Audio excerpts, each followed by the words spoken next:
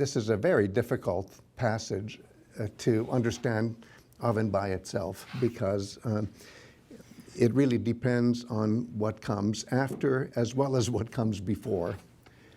And that's the way it is with all these 5 generations of humankind, a kind of weird refraction of heroic identity, which you could see simply as one thing, and here there are 5 different angles, 5 different vantage points. So this is the third one.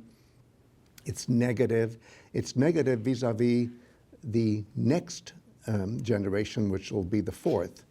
But it's also negative vis-a-vis the previous generation, which is the 2nd. And that's because you basically go positive, negative, negative, positive, and then neutral. So that's the scheme. And not all of these myths about generations of humankind operate on the number 5, but certainly the Hesiodic one does. Anyway, let's just get into it. This third one is like an exaggeration of everything negative you can think about the heroes of the Iliad and Odyssey, especially the Iliad. They're violent. All they can think about is war, BA, force is a primary characteristic of theirs. And of course, we know that Achilles himself is the primary exponent of exactly that quality, military might or power or BA.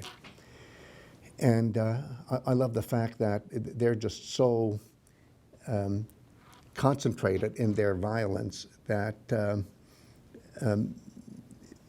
everything seems to grow out of violence. I love the way it says they had great force and overpowering hands growing out of their shoulders with firm foundations for limbs. All you can think of is the muscle. Mm-hmm. And when it comes to what they think about, all they can think about is bronze. They not only think about bronze, they live bronze.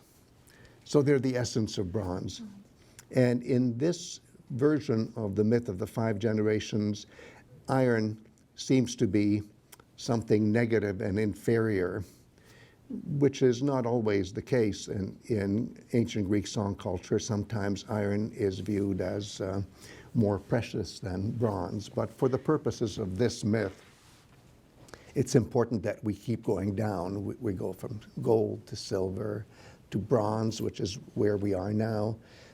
And then we skip a metal in number 4.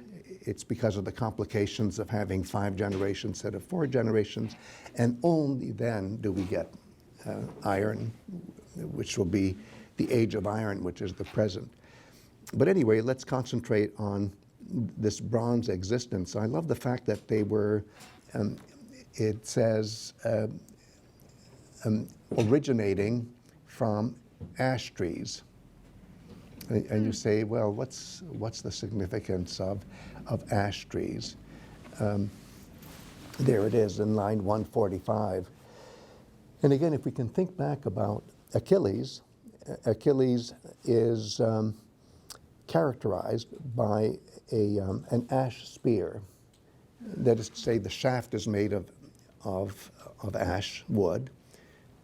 The tip is bronze. And it's the only weapon that Patroklos, when he impersonates Achilles, cannot take with him to battle because it's just too much. It really marks Achilles, and Achilles alone. Even his body double cannot have that ash spear with the tip of bronze. But there you are, ash spear with the tip of bronze. That is what Achilles is all about, and that's what this 3rd generation is all about. So the epitome of 3rd generation, something like that. Well, you know, you're right. But let's put it this way, that Achilles, as far as we look at him in the Iliad, has positive features too. So you could say, well, he's really 3 plus 4.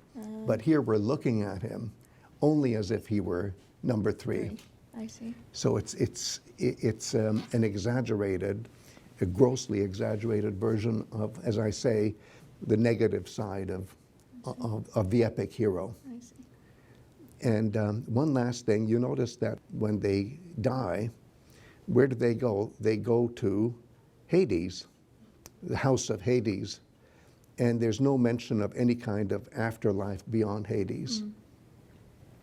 And that's very Iliadic too, because how often do we see any reference, any direct reference to somebody going to an afterlife beyond Hades? It's always going to Hades and that's it. And that's it here too.